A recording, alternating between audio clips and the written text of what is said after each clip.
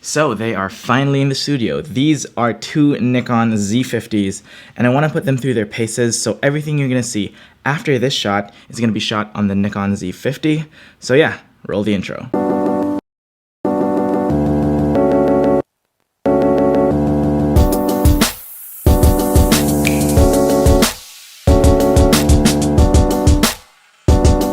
So here it is, the Nikon Z50, Nikon's mirrorless entry into the casual camera user market. Nikon brands this as the compact entry-level mirrorless DX camera. Now the first question I had in my mind when I got this was, is it really an entry-level camera? For that, first let's take a look at the specs. It has a 20.9 megapixel APS-C sensor, so that's crop. It has an ISO range of 100 to 51,200.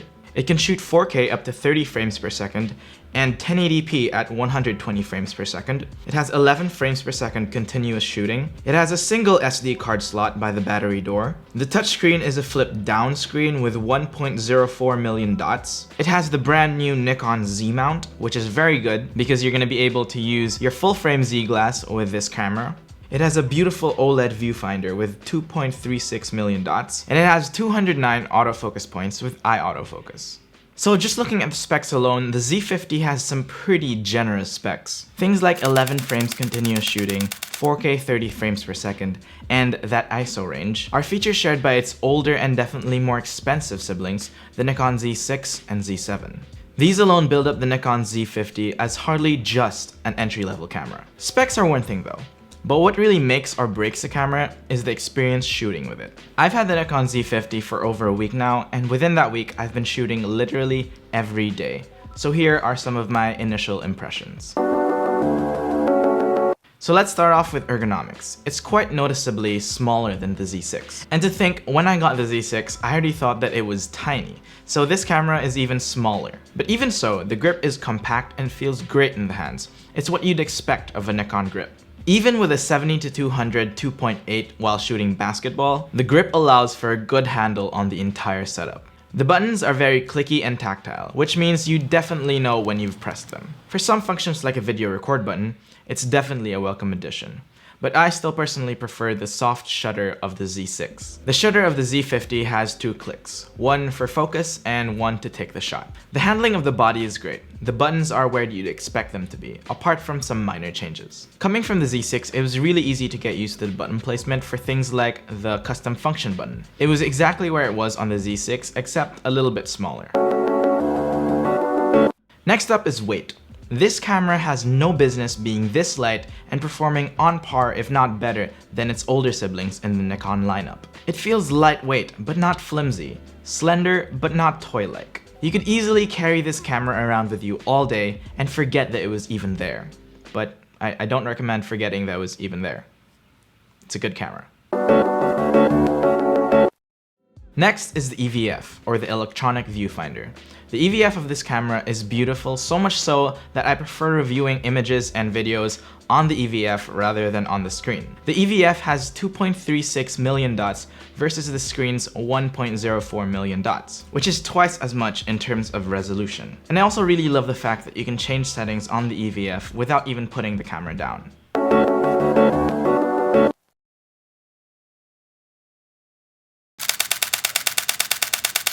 So next up is continuous shooting. I took the Nikon Z50 out to some basketball games, and its continuous shooting capabilities did not disappoint. It can shoot up to 11 frames per second at high continuous plus, and paired with a great autofocus system, it was really easy to get the shots that I wanted. Remember 3 or 4 years ago when flagship DSLRs had 11 frames per second continuous shooting and we all thought that was overkill? Well, it's kinda crazy to think that something that's now considered as an entry-level camera has the same shooting capabilities.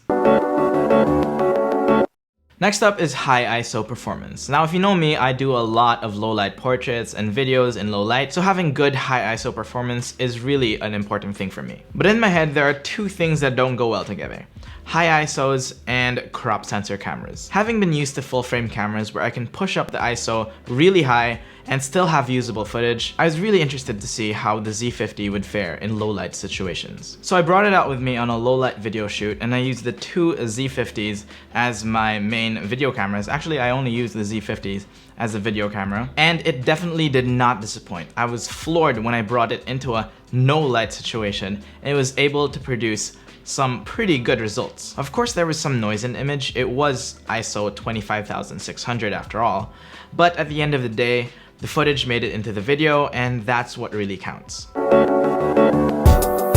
The last thing is its tiny pancake lens. This is a 16-50 f 3.5 to 6.3 lens. Now this lens pairs amazingly with the lightweight Z50. Being lightweight as well, it makes great for a walk-around kit and travel companion. The lens collapses in when not in use, much like the other Z zoom lenses. So overall, my impression of the Nikon Z50 after a week of use is that it's the Z camera for everyone. If you're someone who's been interested in jumping into the Nikon Z ecosystem for a while, but hesitated because of the high price point of the Nikon Z6, then this camera is your best bet. It's basically half the price of a Z6, but can pack a really good punch. It brings the mirrorless conveniences of the Nikon Z6 and Z7 down to an affordable price point, but doesn't sacrifice important specs like video capabilities and ISO performance. Because it uses the exact same UI, it's a nice little camera to get your feet wet with the Nikon Z lineup. So this video actually isn't my full review of this camera yet. I still gotta bring it with me on a trip later this month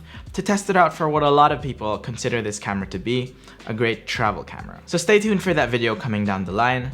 So yeah, I hope you guys enjoyed this video. I'm really stoked to have been able to test out this camera and make a video for you guys. Big shout out to Nikon Philippines for always supporting this channel. If you guys want to see more content like this, subscribe down below.